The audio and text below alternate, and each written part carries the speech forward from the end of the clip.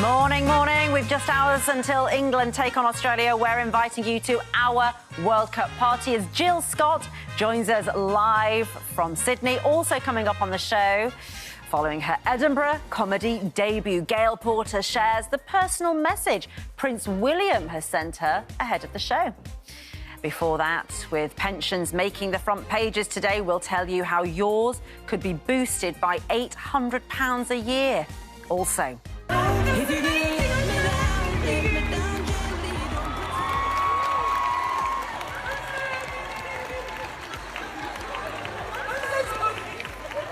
she wears a heart on her sleeve, doesn't she? We'll have the story behind Adele's emotional latest Vegas concert.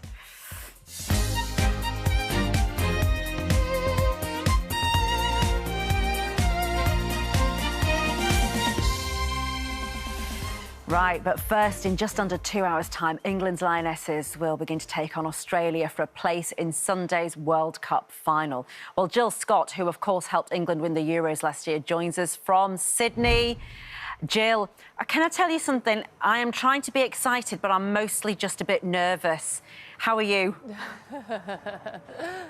Yeah, I think everybody is a little bit nervous, but not nervous as in I don't think we can win the game. I think it's just kind of the thought of maybe a World Cup final. So, yeah, I get why you're feeling like that. Yeah, it's sort of that slight anxiousness, isn't it? Sort of knot in the tummy. But just to fill us in, England have a good track record, don't they, against the Australian team? Yeah, and you know what? I was thinking about it before. 2007, 2011 World Cups, 2 quarter-finals, and 2015, 2019, 2 semi-finals for England. So the next one in the pattern should be a final. So I'm holding on to that. But I think it's going to be a tough game against Australia. They've got some good players, but I do think we have better players than them. But it's just going to come down to the performance on the day. And Jill, of course, you are a sort of huge icon for the Lionesses, aren't you? And for all of us, really. You've been so brilliant as an ambassador for the sport and just generally for women in sport. I mean, what are your thoughts and advice to the Lionesses this morning? Because I know you're in touch with them. Yeah, well, I appreciate that, firstly. Yeah, I've been spending a bit of time with the girls. I've been in and around the hotel doing a fun show where we just ask them lots of questions and stuff like that. But I don't think they need any advice from me. I think they need to just keep doing what they've been doing. They've inspired so many young girls, young boys to play football. They've put the hard work in. And now it's about their journey, really, about making sure we talk about the next Ella Toone, the next Alessia Russo, but I want the current Ella Toone and the current Alessia Russo to go out there, put in the best performances and hopefully have a World Cup final to look forward to. And of course, we have the Lauren James situation. She's out, isn't she, for this game because of that red card and the 2-match ban. I think David Beckham, of course, who suffered something similar, didn't he, has sent his support to the Lionesses. I don't know if we've got that clip of him sending support. But, I mean, that kind of support from everybody, is that pressure or is that helpful?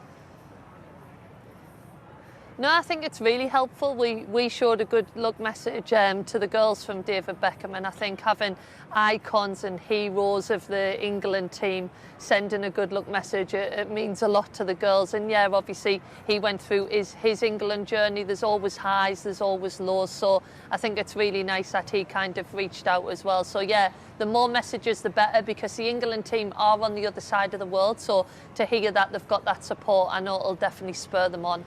And of course, you know, the memory that's etched in all our sort of joyous sort of hinterland vision is the scene of the girls coming out and interrupting the manager's press conference after they won. Right, this is what we want again, isn't it? How? I mean, do you have a true belief? Because I know belief plays such an important part in sport. It's not just the skill, is it? Do you believe we'll see that again? Yeah, I really do. I think the words like belief and confidence are sometimes just thrown around, but I really believe that you get belief from obviously doing things in the past, and the girls have beaten the big teams in the past. They've won the Euros as well, so they'll definitely have the belief that if they can play the way that we all know that they can get the result tonight. I'm so excited. I can't wait to get to the game. I really can't. It's hard watching at the other side.